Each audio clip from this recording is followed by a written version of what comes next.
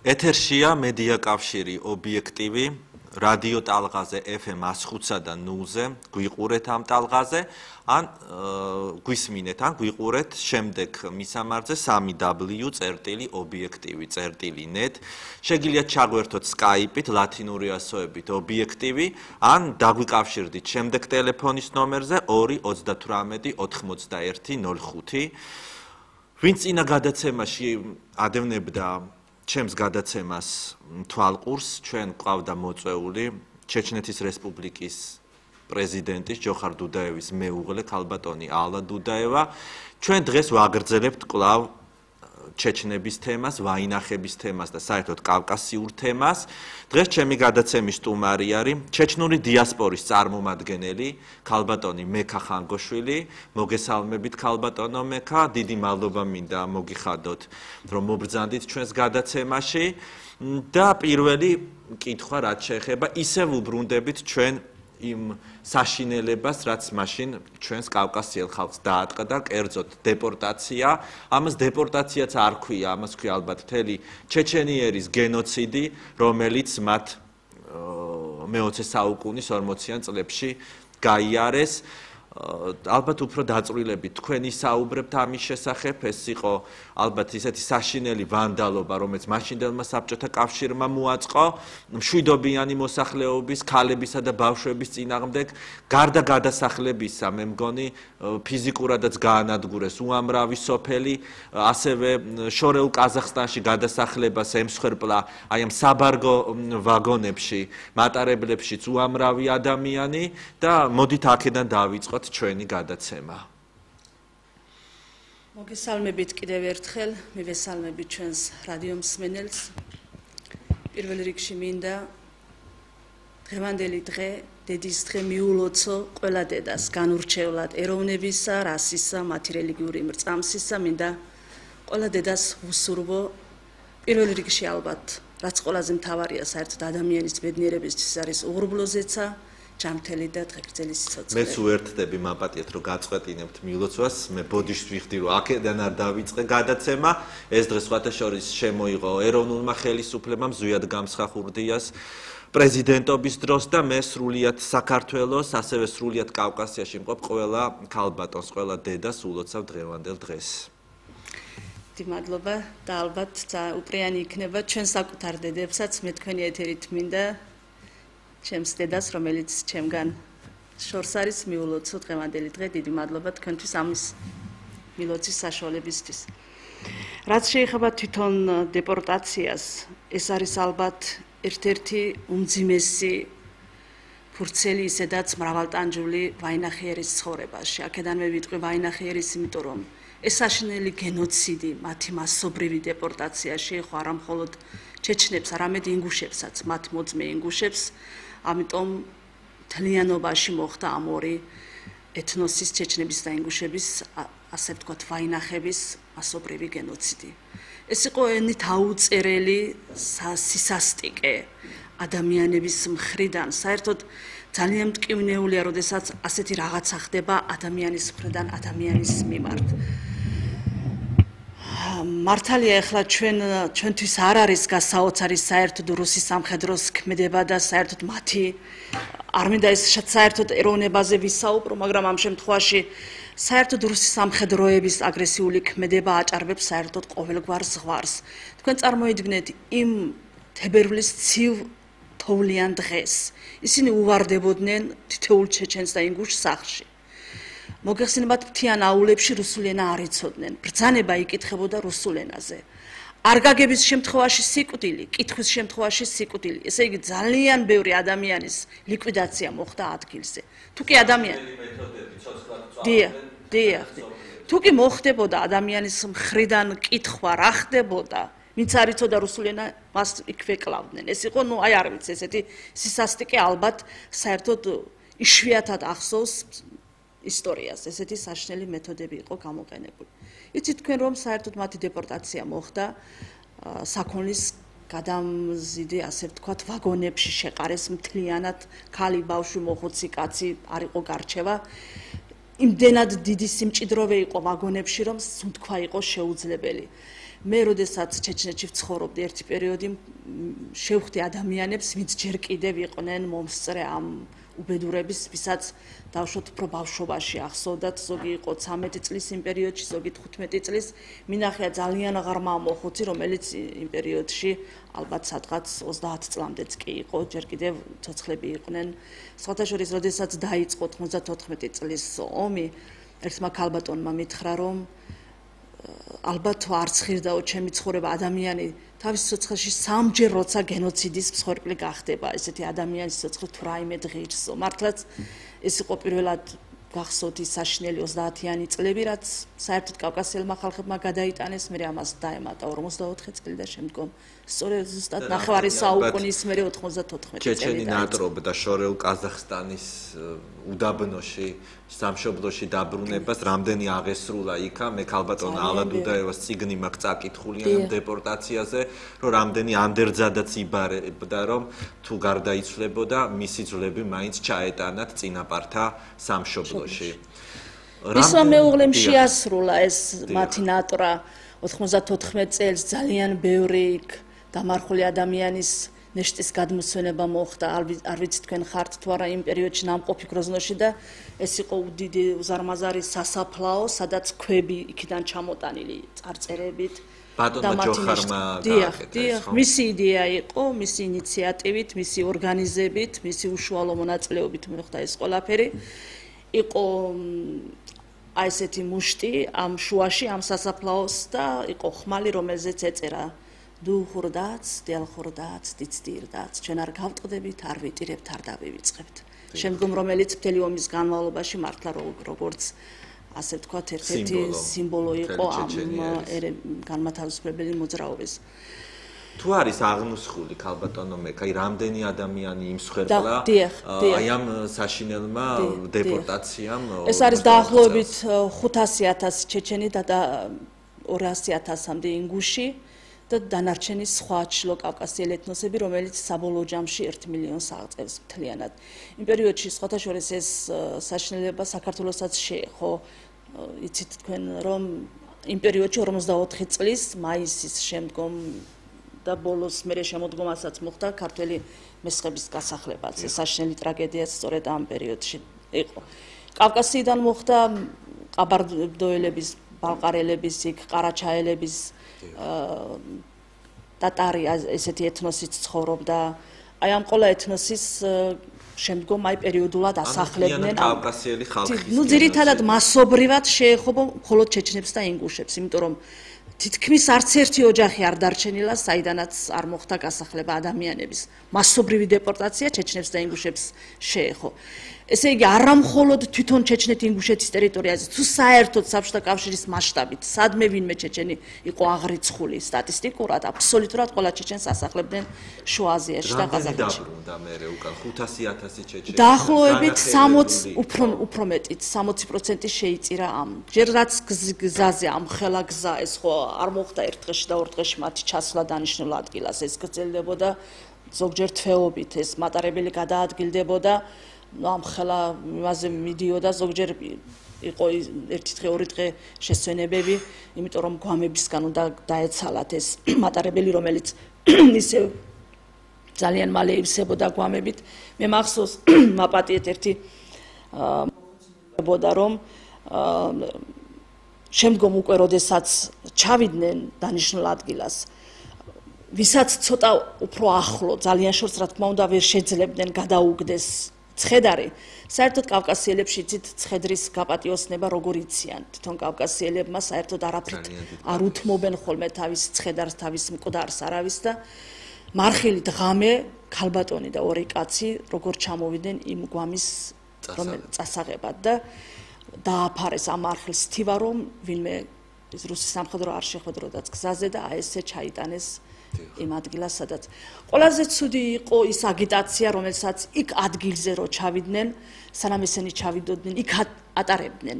სპეციალურად გააგზავნეს თავიანთი ხალხი და ადგილობრივ მოსახლეობაში რო ჩამოდიან ველურები, კაცი ჭამიები, რომ ეს არის საშინელი ხალხი, მათთან ურთიერთობა არ შეიძლება, მათი დახმარება გეკრძალებათ ყველა შემთხვევაში.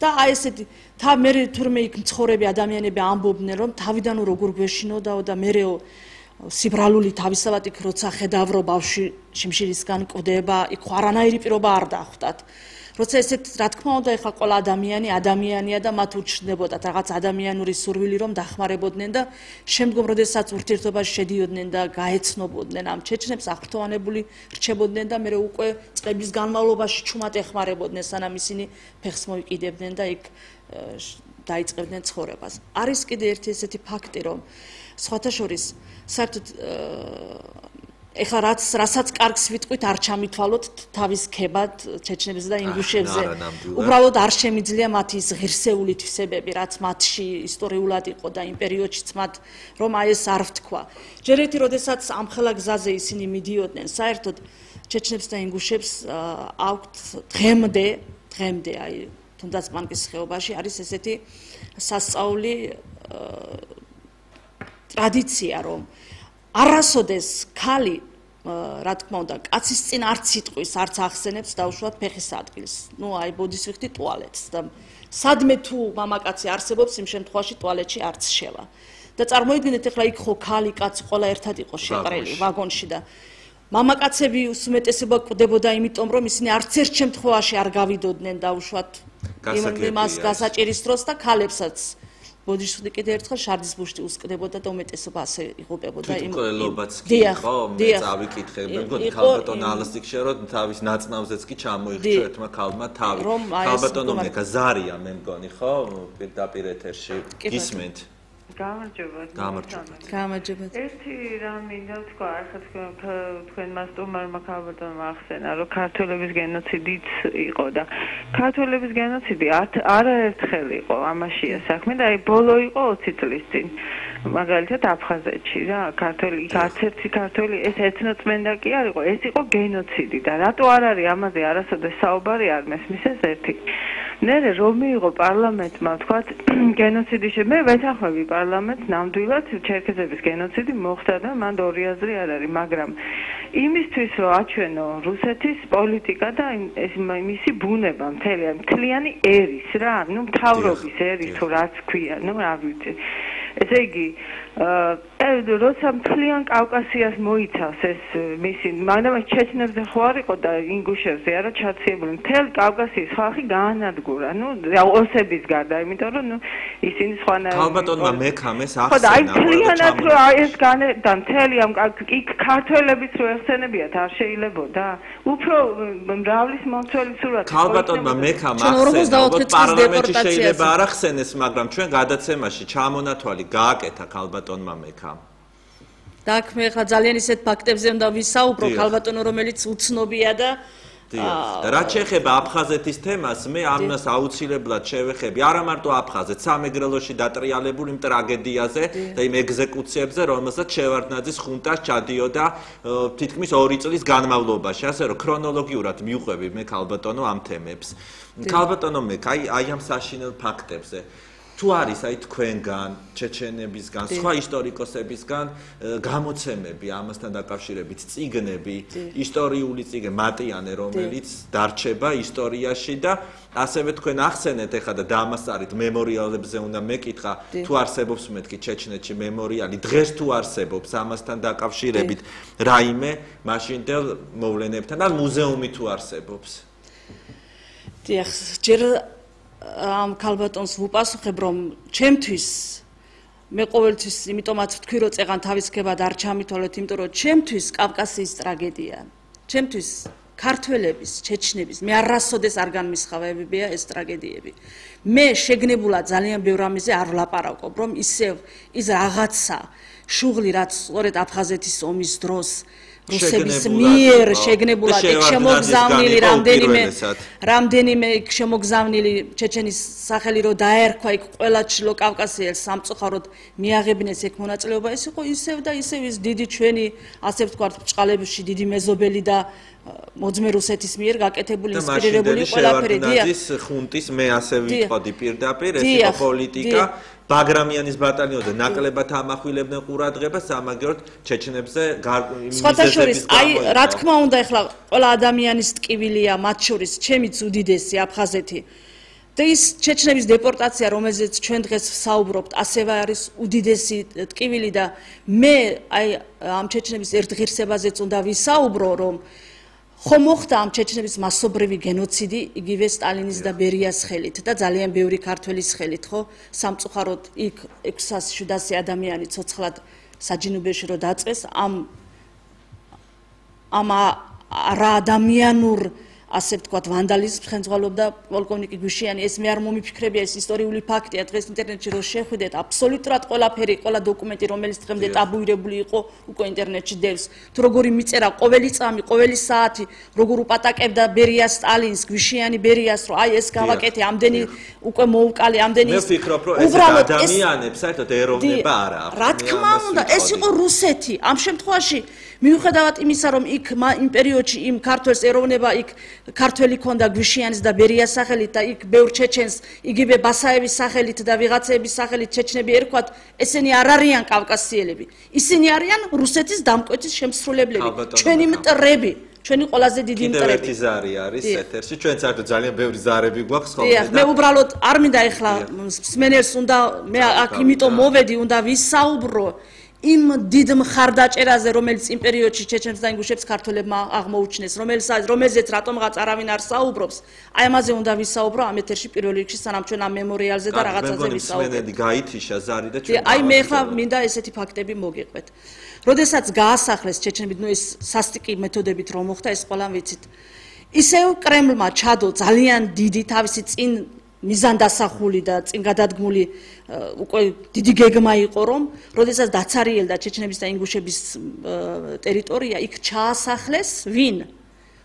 ოსები ინგუშების ტერიტორიაზე, კაზაკები, დაღესტნელები მთელი თერგის მიდამოებში, ჩაასახლეს ქართველი მთიელები ჯაირახის ხეობაში და ხილღოს ტერიტორიაზე.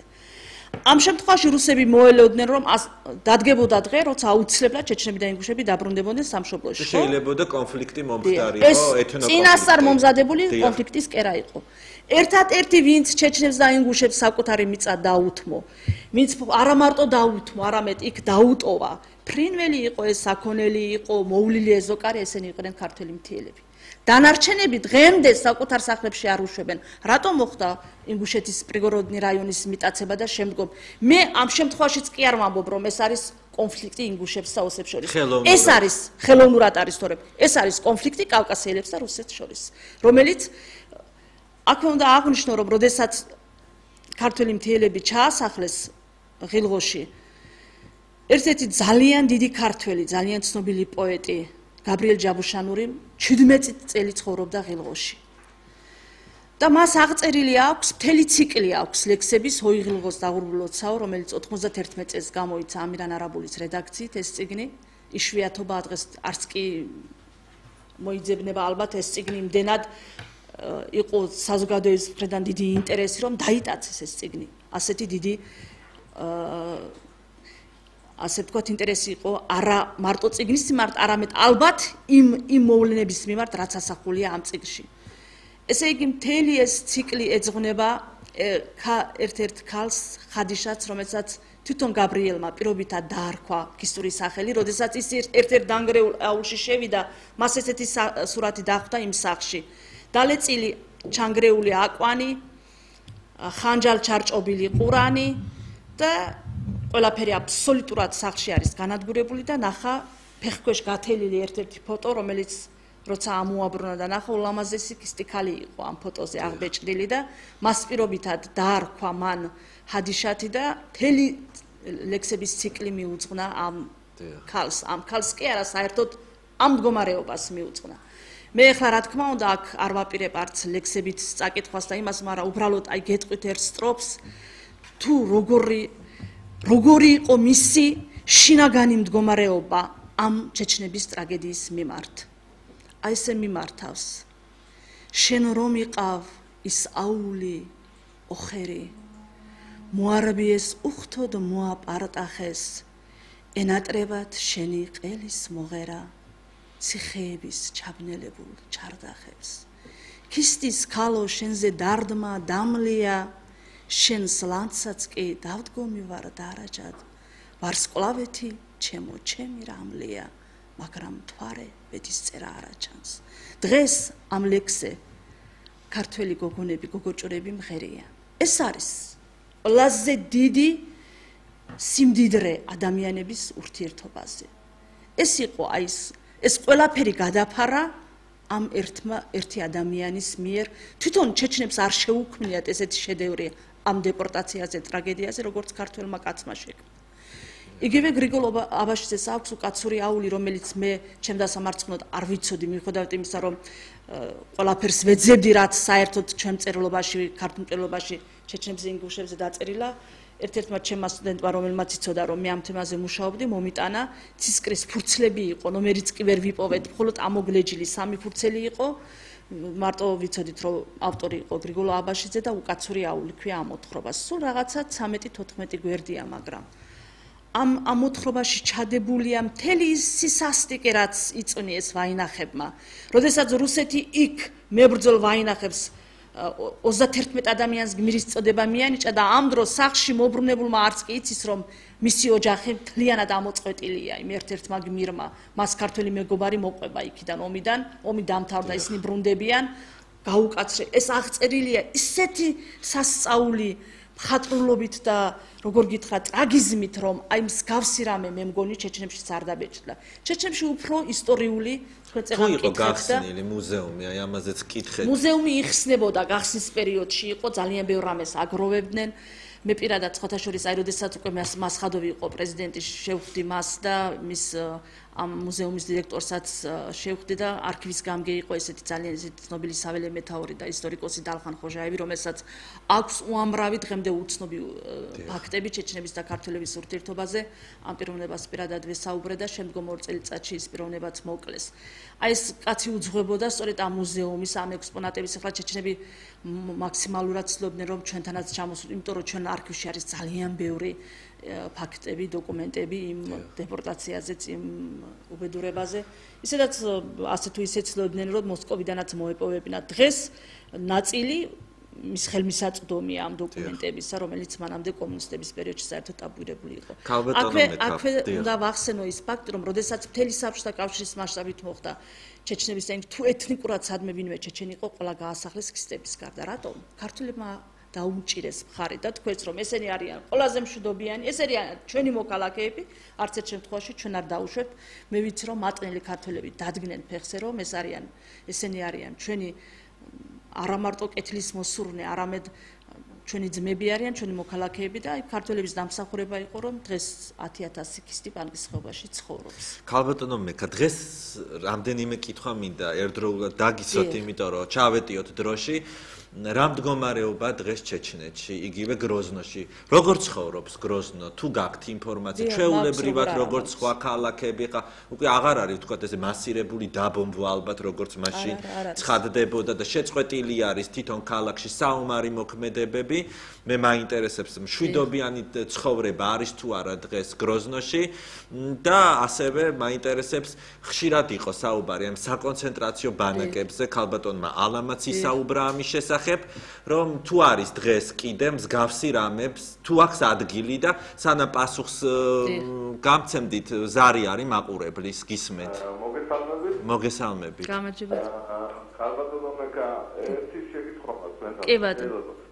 მე ძალიან მაინტერესებდა ახლა რაღაც წყაროებიდან ვიცი სიტყვა ვაინახი. აი თქვენ როგორ გახმართავთ?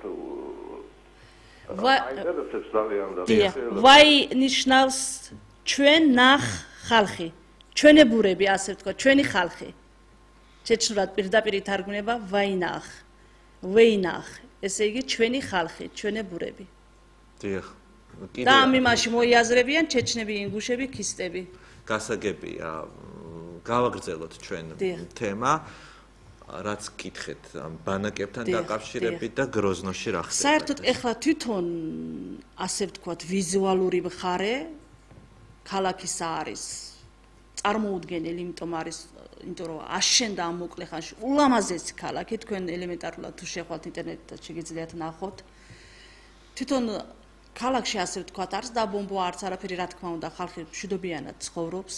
საერთაშორისო აქვს ძალიან მაღალი ხელფასები, არის ძალიან მაღალი პენსიები. აი მაღალმთიან აულებშიც კი არის გაზი, რომელიც საერთოდ არ ყოფილა. მაგრამ თავისუფლება არა. აი ეს არის, ეგ უნდა მეთქვა, მაგრამ არც თავისუფლება და არც ადამიანის სიცოცხლის გარანტია, რომ დღეს შენ დაწვევი და ხვალ დილით ცოცხალი ადგები, ჩეჩნეთში არ არის. ეს არის კიდევ ერთი ზარი არის უკაცრავად, გისმენთ.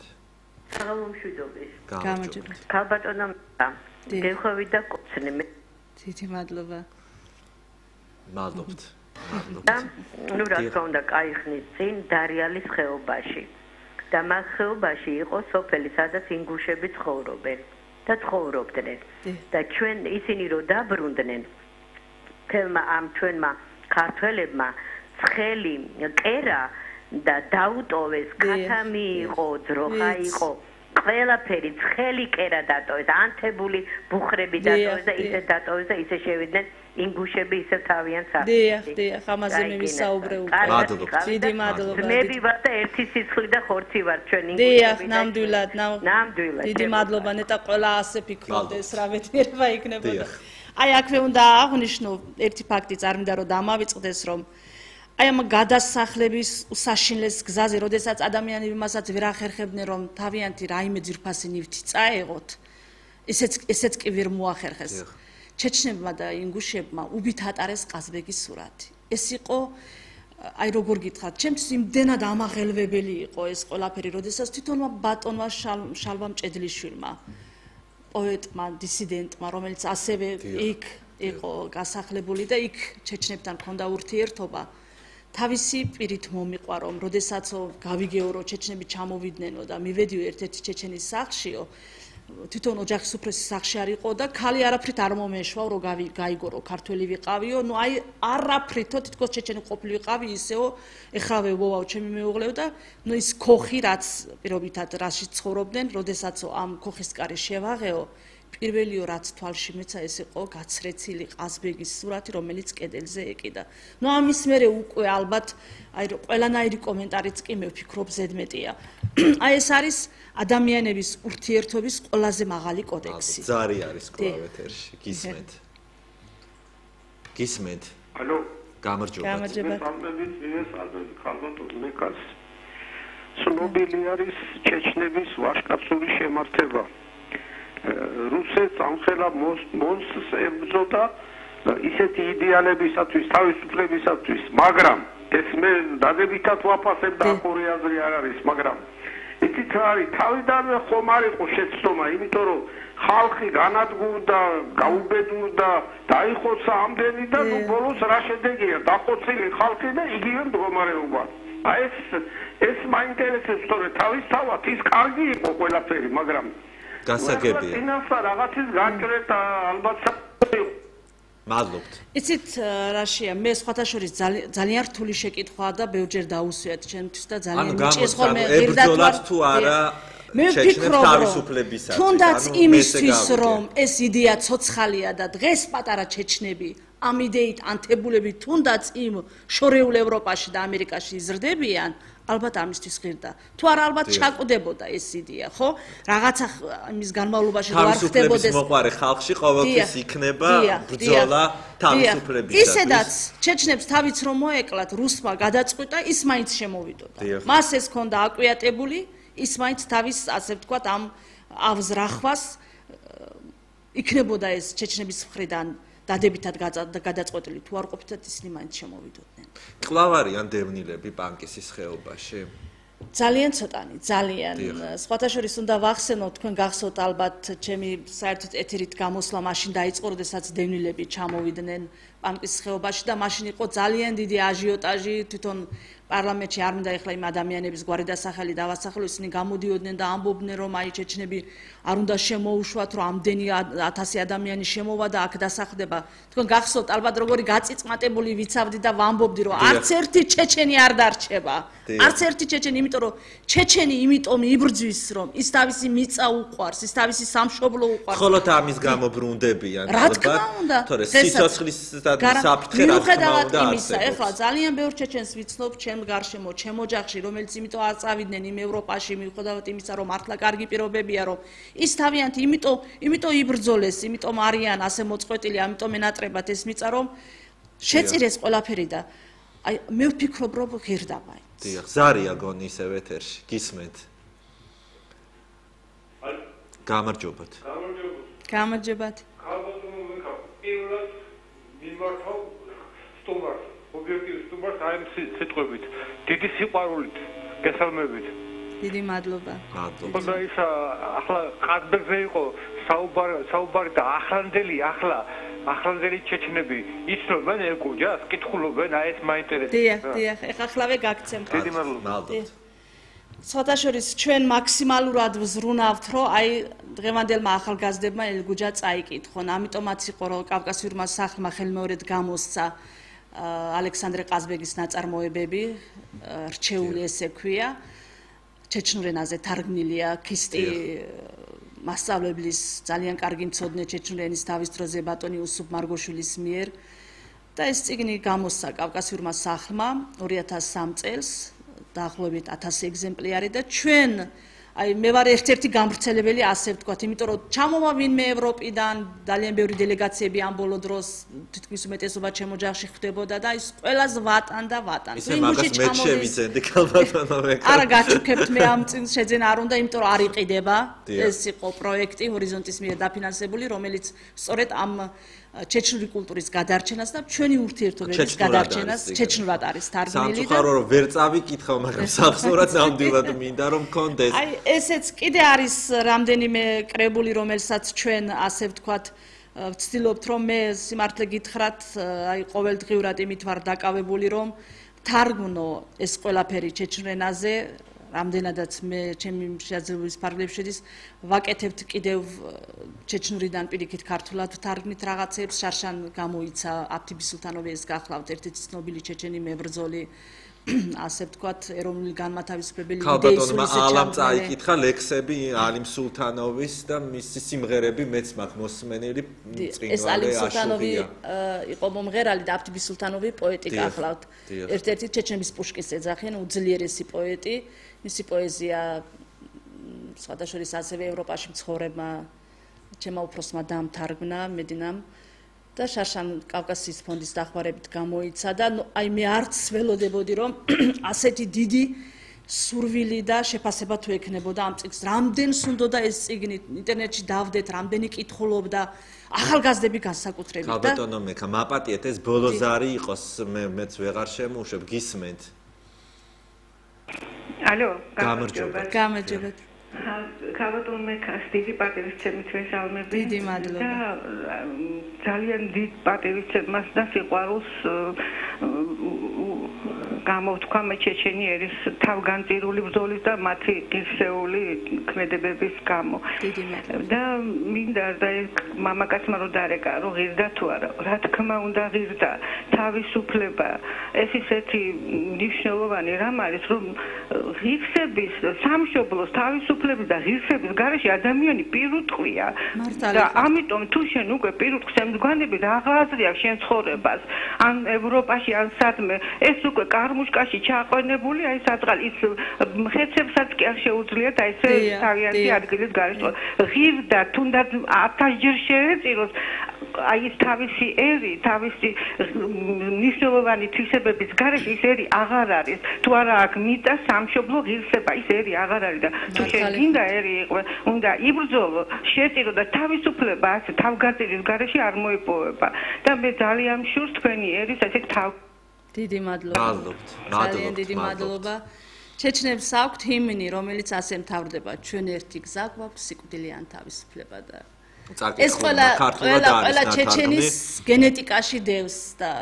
მე ბედნიერი ვარ რომ ეს ასე იმიტომ რომ მართლაც როგორც ქალბატონმა თქვა ჩეჩნურად ღირსება ეს არის ია ესე იგი ამ ღირსების გარეშე ადამიანის სიცოცხლეს აზრი არ აქვს არა მარტო მამაკაცს არამედ ქალისაც მე ესე ვფიქრობ ესე იგი თუ ადამიანი ცხოვრობს მართლა უნდა იცხოვროს ღირსეულად თუ არა და მთიელისთვის განსაკუთრებით ღირსების კოდექსი არის უპირველესი პატარა ბავშვობიდანვე მთიელი მამა ოჯახს ზრდის ამ ღირსების კოდექსით მე ძალიან მიხარია ქალბატონო მექარო დევნილები ნაკლებად არიან იმ მხრივ რომ ყველას რა თქმა უნდა საკუთარ სახლში ურჩევნია ყოფნა და მაინც სიცოცხლე ჩქებს ანუ მაინც იმ ბოროტულმა იმპერიამ ვერ გაანადგურა ჩეჩენიერი და მაინც მართალია დღეს თავისუფლება არ აქვს ჩეჩნეთის რესპუბლიკას, მაგრამ მაინც ხომ თქვით აშენდა გროზნო, მაინც ხდება სიცოცხლე, თუნდაც იმ ციხეს კედლებშიც კი სიცოცხლე გრძელდება. და როგორ თქვენ როგორ უყურებთ საერთოდ კავკასიური სახლის იდეას, რომელსაც საფუძველი ჩაუყარეს ზვიად გამსახურდიამ და ჯოხარ დუდაევმა, ორმა ძალიან დიდმა და უდიდესმა ადამიანმა, ორმა პრეზიდენტმა. ასე ვიტყოდი ალბათ, რომ ეს ადამიანები არიან ერისთვის უდიდესი საუნჯე, ესენი არიან ადამიანები, ვინც არამხოლოდ საუკუნეები, ალბათ ათასწლეულებზე იშვიათად რომ თითოეულა რო იბადებიან. და ალბათ ბედნიერია ისერი, ვისაც ყავდა ჯოხარ დუდაევი, ბედნიერია ისერი, ვისაც ყავდა ზვიად გამსახურდია, მერაბ კოსტავა, ხამზად გელაევი, ასლან მასხადოვი და აი ესეთი ადამიანები, ვინც ისტორიაში ისეთი პირნათელი შევიდნენ და ვინც აი სწორედ ის ბრძოლის შემართება დაუტოვეს ჩვენ მომავალ თაობას, ეს მათი დამსახურება. ესენი იყვნენ არა მარტო მებრძოლები და არა მარტო ამ იდეის მატარებლები, ესენი იყვნენ უნიჭიერესი ადამიანები, ვინც თავიდანვე თქვეს, რომ აუცილებელია კავკასიური სახლის აშენება, იმიტომ რომ კავკასიელები მხოლოდ ერთად გადავრჩებით, ცალ-ცალკე ჩვენი გადარჩენა ამ პირობებში, როდესაც ამხელა უზარმაზარი ვეშაპი მაქსიმალურად არ გვიტოვებს არც ერთ ადგილს, არც ერთ გადაადგილების იმას აბსოლუტურად ყველა გზას გვიკეტავს და ყველანაირად ცდილობს, რომ ჩვენი გენოციდი მოხდეს და საერთოდ კავკასია უნდათ კავკასიელების გარეშე, ამ პირობებში ჩვენი გადარჩენა ცალ-ცალკე ეს არის შეუძლებელი. ამიტომაც ჰქონდათ ამ დიდ ადამიანებს ეს იდეა, რომელიც მაშინაც არსებობდა, დღესაც არსებობს და მომავალში წიარსებობს და აუცილებლად უნდა მოხდეს კავკასიელი ხალხების გაერთიანება. ამის გარეშე დამერწმუნეთ ხალხო, რომ ჩვენი გადარჩენა არის. სხვათა შორის, აი თუნდაც 1-5-6 წლის უკან არანაირი კავკასიური პოლიტიკა არ იყო ჩვენთან საქართველოში და მე მიუხედავად იმისა, რომ ზოგი ადამიანი ძალიან ისე მეუბნებოდა რა, ასე ვთქვათ, არ მოსწონდათ ჩემი კრიტიკა, არ უნდათ დაუშვათ, ზოგი ამბობდა, რომ მე ვარ ევროპელი და მე მეყოფა და სულ არ მინდა რომ კავკასიელი ვიყო. მე ამ ყოველთვის ვამბობდი, რომ შენ რომ თავი მოიკლა ევროპელი მაინც არ ხარ, იმიტომ რომ ბუნებამ შენ გაგაჩინა კავკასიელად. და ის ევროპელები ზრუნავენ იმაზე, რომ ოცნებობენ იმაზე, რომ იყვნენ კავკასიელები. რატომ ჩაყავთ ჩეჩნები და რატომ არიან იმით დაკავებულები, რომ იმიტომ რომ აი ეს ჩვენი ღირსების კოდექსი, რაც ჩვენში არის, მათ ხიბლავს, ისინი აღტაცებულები არიან ჩვენით. და ჩვენ ამ დროს მე ვფიქრობ, რომ რა თქმა უნდა კურსი ევროპისკენ და კურსი დასავლეთისკენ მისაღებია, მაგრამ ის ცივილიზაცია და ის გენეტიკური კოდი, რაც შენ ღმერთმა გაჩუქა, ეს არის ჯერ კიდევ ჰეგელი ამბობდა, რომ სოფლიო ცივილიზაცია კავკასიიდან იწყებაო, შენ ღმერთმა ეს გაჩუქა და როცა ამის დაფასება ვიღაცა რუსის იმედი, ვიღაცა ამერიკელის, მე ამ შემთხვევაში ისე პირობითად ვამბობ, შენ თუ შენი კავკასიელის იმედი, თუ შენი მეზობელი არ იქნება კარგად, შენი მოძმე, ჩვენ ხო თარგამოსის ერთი დიდი მამის შამომავლები ვართ და გამორიცხულია ჩვენი შველა იყოს გაერთიანების გარეშე. ქალბატონო მექა, როგორც მატყობინებენ, უცხოეთიდან გვირეკავენ და გისმენთ. სასიამოვნოა. გამარჯობათ. მე ბაკური ვარ, მორგოშია, საფრანგეთიდან გირეკავთ. სასიამოვნოა. მინდა გითხრათ, რომ ჩეჩენი ხალხი არის გმირი ხალხი. ჩეჩენმა ხალხმა ისეთი გმირობა ჩაიდინა, როგორი გმირობითაც გადარჩა ქართველი ხალხი ოდესღაც. გამიგეთ? და მე ევროპაში ყოველთვის ვიბრძოდი, რომ ესე იგი რაღაცნაირად პოლიტიკურ წრეებში მიმეღწია იმისთვის, რომ ჩეჩნეთის გენოციდზე ერთი სიტყვა მაინც დაეძრათ. მაგრამ სიტყვას არ ძრავენ ჩეჩნების მიმდინარე გენოციდზე. იმიტომ რომ გარიგებაში არიან გასთან. ხო და შეეხება ახლა აი ამ სააკაშვილს, უნდა იცოდეთ, რომ ეს სააკაშვილი არის იგივე კადიროვი. რუსეთის მიერ დასმული და ამიტომ ეს აღიარებს იქ რაღაც სომხების გენოციდს, საუკუნის უკან მომხდარ, 2 საუკუნის უკან მომხდარ ჩერქეზების რაღაც გაურკვეველ გენოციდებს, ბურუნდის გენოციდს, მაგრამ არ აღიარებს ჩეჩნების გენოციდს. იმიტომ რომ ეს არის კადიროვი საქართველოში. ხოლო კანონიერი ხელისუფლება აღიარებს ჩეჩენი ხალხის მიმდინარე გენოციდს და აგრეთვე აღიარებს ჩეჩენი ხალხის უფლებას იქონიოს თავის ისტორიულ ტერიტორიაზე სახელმწიფო. გამიგეთ რა შეა საქმე და მე მინდა მივმართო ყველას ჩეჩენ ხალხს ეს გმირული ბრძოლა ჯერ არ წაუგია და არც რა. გაიხარეთ, დიდი მადლობა. გაიმარჯვებს ამ ბრძოლაში. გაუმარჯოს თავისუფალი ჩქერიოს. მადლობთ მადლობთ. ბაკური არის პარიზში მაცხოვრებელი, მე მას ვეკონტაქტები Facebook-ით და წინვალე პოეტია სხვათა შორის. სხვათა შორის იცით, ჩემთვის დღემდე არის გამოცანასავით 2004 წელს ეს 1954 წლის ჩეჩნების და ის გენოციდი რაც განხორციელდა ჩეჩნების და ინგუშების მიმართ ევროპარლამენტმა ცნო გენოციდის აქტად მხოლოდ ჩეჩნების მიმართ ჩადენილი დანაშაული, როდესაც დანაშაული ორივე ეთნოსის მიმართ მოხდა ერთნაირად. და იცით რას ფიქრობ ხოლმე თითქოს ეს სპეციალურად იცით რაღაცა პროვოკაციული მეთოდებია რუსების მხრიდან მუდმივად რომ ეს ორი ეთნოსი დააშოროს ერთი მეორეს და მტრად გადააქციოს და მე ვფიქრობ რომ ალბათ ევროპარლამენტმაც ხო არ ჩადო ეს იმიტომ რომ როგორ შეიძლებოდა რომ როდესაც ერთნაირად განხორციელდა ორივე ეთნოსის მიმართ არ დაუნდვიათ არც ერთი ინგუში როგორც არც ერთი ჩეჩენი და რატომ მოხდა მხოლოდ ჩეჩნების გენოციდის აღიარება და არა ინგუშების ეს ჩემთვის არის ძალიან რაც ბაკურმაც თქვა საზღვარგარეთის ქვეყნები მაინც თვალი დახუჭერს იმ საშინელ გენოციდზე და დღემდე თვალს ხუჭავენ ყველა ეს საერთაშორისო ორგანიზაციები იგივე ქალბატონმა ალამაც ისაუბრა ამაზე წითელი ჯვარი რომელიც უნდა იყოს უპირველესად აი ამ ყველაფერში ჩართული ძალიან აქტიურად რატომღაც ეს მე ვფიქრობ რომ საერთაშორისო შეთქმულება იყო ალბათ როდესაც თვალი დახუჭეს იგივე საქართველოში მიმდინარე ტრაგიკულ მოვლენებზე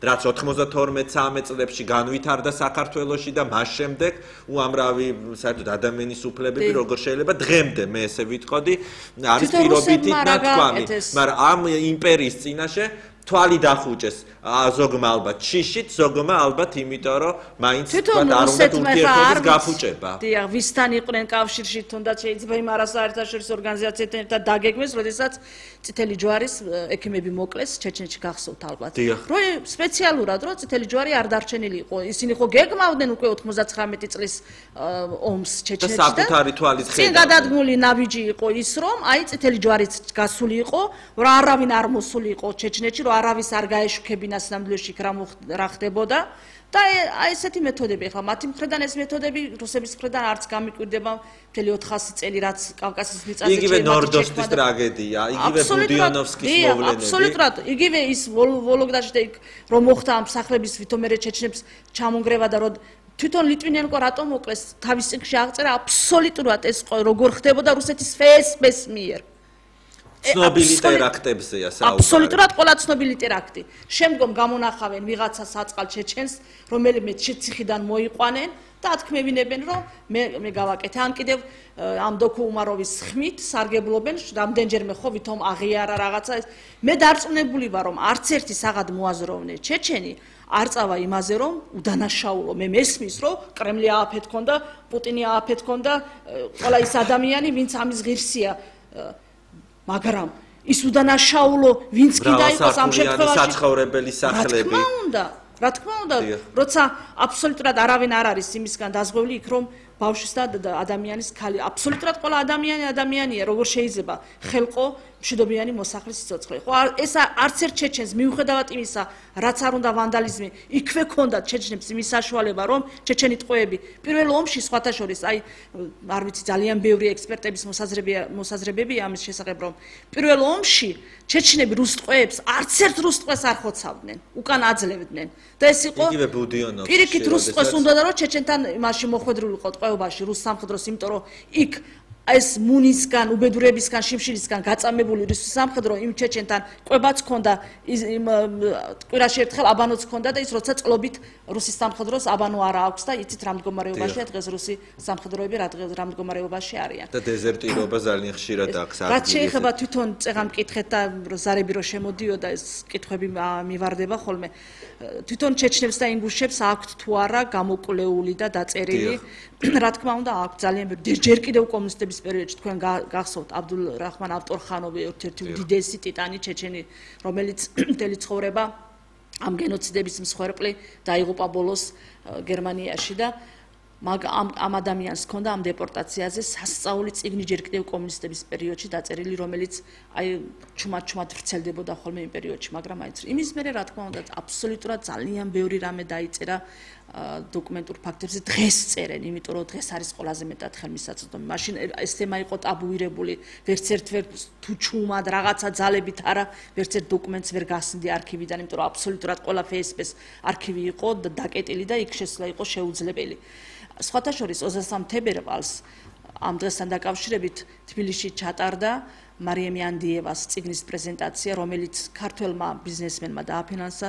თქვენ ეთერის საშუალებით მინდა უღრმესი მადლობა გადაუხადო ამ ადამიანს, ამ დიდი კავკასიური საქმისთვის. სწორედ ეს არის კავკასიური საქმე, როდესაც შენ ამ ადამიანების თვითმყოფადობის, მათი კულტურის და ისტორიის გადარჩენას უწყობ ხელს. ეს არის უდიდესი, ასე ვთქვათ, წიგნი, ძალიან სქელტანიანი. არის სასწაული ინფორმაციებით სავსე, წიგნს ქვია დეპორტაცია ინგუშეი, როდესაც 2004 წელს არ აღიარეს ინგუშების დეპორტაცია, ის ქალი იძულებული გახდა ალბათ გამოეყო ეს ცალკე პუნქტად და მაინც და მაინც დაერქმია ამისთვის დეპორტაცია ინგუშეი. და არის მართლაც, ეს არის უკვე ჩეჩნების და ინგუშებისთვის მართლაც არამხოლოდ მათთვის მთელი კავკასიელებისთვის ძალიან დიდი განცდა. ქალბატონო მეკა, ბოლოზარი არის, როგორც მითხრეს, ნაცნობი ადამიანი გირეკავდა ჩემთვისაც, მე მგონი ნაცნობი უნდა იყოს, გისმენთ. გამარჯობათ, ბატონო ირაკლი და მოგესალმებით. გამარჯობათ. მე თქვენ გიცნობთ ძალიან ახლოს ჩემოდაო. მე ემოციების გარეშე არ შემიძლია რომ ვილაპარაკო, იმიტომ რომ ჩვენი უდიდესი მამულიშვილის ჩვენი პირველი პრეზიდენტის გასვენებაში გახდით ჩეჩნეთში და მე ვნახე გმირი ჩეჩენი ხალხი და გმირი პრეზიდენტი ჯოხარ დუდაევი, რომლის ღირსებას და რომლის მამულიშვილობა მათ მე გამაოცა და გამაკვირვა ქართველი ხალი, რომელიც არ არის ქართველ ხალხს შეუძლია იამაყოს თავისი წარსულითაც და დღევანდელობითაც, იმიტომ რომ დღევანდელ დღეს მე-20 საუკუნეში და მე-21 საუკუნის დასასრულს დასაწყისში ყავდა უდიდესი გმირები, საქართველოს ეროვნული გმირები, ზვიად გამსახურდია და მერაბ პოსტავა. მე არ დამავიწყდება ის 5 დღე ჩეჩნეთში, როგორ შეაფასეს ჩვენი პირველი პრეზიდენტი ზვიად გამსახურდია და არწივივით როგორ იდგნენ არწივებივით ყველა ჩვენი ხალხის, ჩვენი ერისა და ჩვენი დიდი მამულიშვილის ცხედრის გვერდით. მე მადლობა მათ და თქვენ ჩემო მეკალ ყველას, ვინც ჩემი პირველი პრეზიდენტი, ჩემი უდიდესი მამულიშვილი და ზვარაკად შეწირული პრეზიდენტი, ვინც შეაფასა, ვინც დაიტირა, ვინც გამოთქვა თავისი სიყვარული ბატონ ზვიადისა და მთელი ქართველი ერის წინაშე. ჩემო ძალიან გამოდივარ და ჩემო ირაკლიშვილო, მე მაპატიეთ ახლა და მადლობთ.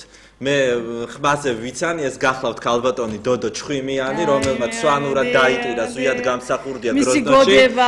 და მე ძალიან გამიხარდება ქალბატონო დოდო, თუ ჩემი გადაცემის რესპონდენტი იქნებით. მე აგერ საჯაროდ გთხოვთ გადაცემიდან. ეს იყო ბოლოზარი, ჩვენ ფაქტობრივად 5 წუთი დაგვრჩა დრო, ისე მალე ამოიწურა ჩვენი დრო. ეს მომენტი გამახსენდა თქვენ რომ დოდო ჩხვიმიანი, მე სტუდქალაქიდან ვიცნობდი ჯერ კიდევ ქალბატონ დოდოს და როდესაც ეს ქართული გმინვა, მე ვიდექი გასვენებაზე ამდენ ხალხში, სადღაც მე და ჩემი თანამშრომლებით მე მაშინ გროზნოში ცხოვრობდი და უცბად ეს ქართული გოდება რომ მომესმა, რა თქმა უნდა მოვიხედე და ეს სახე ჩემ ცხოვრებაში არ დამავიწყდება დოდო ჩხემიანის სახე. მე ჩემ ცხოვრებაში სანამ ცოცხალი ვარ და ეს მიწა რაც მათ გულით მოჰქონდა და მე მთელი არსებით შემძრა ამ ყველაფერმა და მართლაც ის დღე იყო სასწაული, ეს დღე იყო ალბათ ყველაფრის გვირგვინი ჩეჩენი და ქართველი ერის ურთიერთობის და ქალბატონო მეკა 5 წუთი დაგვრჩა დრო და მინდა ძალიან ჩავეტიო და ორი კითხვა მოვასწრო თქვენთან და მოკლედ მიპასუხეთ. ის რაც დღეს კი ჩეჩნეთში ხდება, მაგრამ თავისუფლება არ არსებობს. თქვენ როგორ ფიქრობთ, ბრძოლა ალბათ გაგრძელდება აუცილებლად. როგორ გესახებათ? ეს ისევ საომარი მოქმედებები იქნება, თუ შესაძლებელია მშვიდობიანი გზით მაინც მოიპოვოთ თავისუფლება? ეს ყველაფერი არის დროებითი. კადიროვის ხელისუფლება არის ჩეჩნეთში დროებითი.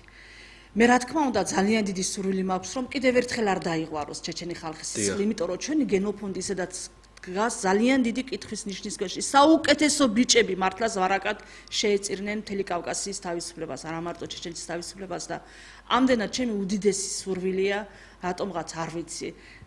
თუ შესაძლებლობა არის, ალბათ მივმართავ კიდეც, რა თქმა უნდა, ჩემთვის კადიროვი არ არის ჩეჩნეთის პრეზიდენტი. და მივმართავ მასაც ალბათ ყველა იმ ადამიანს, ვისაც ხელეწიფება, რომ არ მოხდეს არანაირი სიცხესრვა ჩეჩნეთში. ეს ჩემი სურვილია, მოვლენები როგორ განვითარდება, ღმერთმა იცის. თუ კი რუსის ხელი არ ჩაერევა, ყველაფერი მშვიდობიანად მოგვარდება, მაგრამ ეს ყველაფერი დამოკიდებულია ხვალ როგორი მოვლენები განვითარდება რუსეთში. არის ძალიან ცუდი ინფორმაცია, რომ დაახლოებით 800-მდე ჩეჩენი მებრძოლი არის ჩაყვანილი მოსკოვში, რაც ჩემთვის არის იმდენად შემაშფოთებელი. თქვენ ამბობთ ხომ? არა. იქ თუ სიტუაცია დაიძაბა, გასაგებია. გასაგებია და ესე იგი უნდა შეწირონ ეს ჩეჩენი ბიჭები იქ რაღაც ბოდიშსვიხტი მასხარაობას და რაღაცა იმას რაც ძევლები. ალბათ არ ვიცი იქ რა მოხდება, მაგრამ ფაქტია რომ თუ მართლა ჩეჩენი ბიჭები იქ ჩაიყვანეს ალბათ არ ვიცი. ქალბატონო მეკა, ბოლო კითხვა მინდა დაგისვათ. თქვენ ძალიან აქტიურობთ სხვა ჩეჩნებისგან განსხვავებით, აქ არიან თქვენი ეროვნების წარმომადგენლები, არიან ესეთი ადამიანები, მაგრამ თქვენ განსაკუთრებით ჩანხართ მასმედიის საშუალებებითაც და შესანიშნავად ფლობთ ქართულ ენას. და მინდა თქვენ შესახებაც გკითხოთ. თქვენ აქაური პანკისელი ბრძანდებით თუ გროზნოს მაცლობთ ჩეჩნეთიდან ბრძანდებით? მე პანკისელი ვარ. მე ძალიან ხშირად ხუმრობ ხოლმე, მე ვარ კახელი. ვარ პანკისელი, ასე ვთქვათ. რა თქმა უნდა, ახლა ჩემ შესახებ საუბარი არც მიყვარს. უბრალოდ ალბათ ეს იყო ღმერთისგან, რომ მე დამევალა, რომ რაც შემიძლია, ეს იცით, არ არის ადვილი, ეს საკმაოდ მძიმე ტვირთია, მით უმეტეს ჩეჩენი ქალისთვის.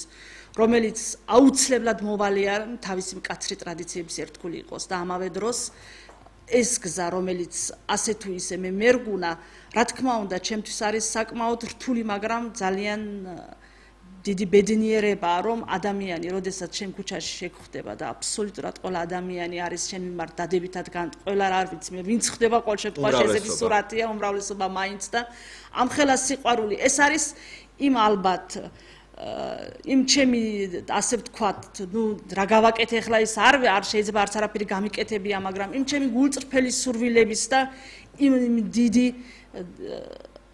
ასე ვიტყოდი ისევ სურვილის ჩვენი ერთიანობა ალბათ რაც მართლა გულწრფელად მინდა დაინახა მოსახლეობამ და ბევრჯერ მითქვია კიდეც რომ ალბათ ჩემმა ხალხმა ისე არ დამიფასეს ის ჩემი მოანაგარი როგორც ქართველმა ხალხმა ძალიან ბევრჯერ მითქვა.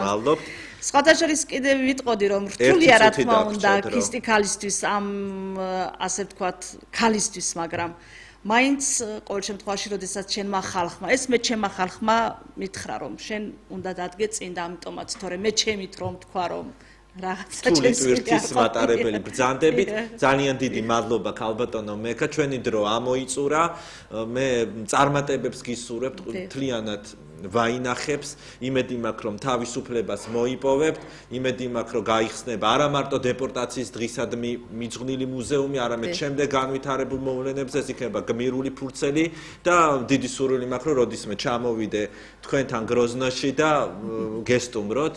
მე ჩვენს მაყურებელს შევახსენებ, ჩვენი გადაცემის სტუმარი იყო ჩეჩნური დიასპორის წარმომადგენელი ქალბატონი მეკა ხანგოშვილი, 1 საათის განმავლობაში გადაცემა მიმყავდა ჟურნალისტ ირაკლი შონიას, მე შემდეგ შაბათამდე გემშვიდობებით, კარგად ბრძანდებოდეთ.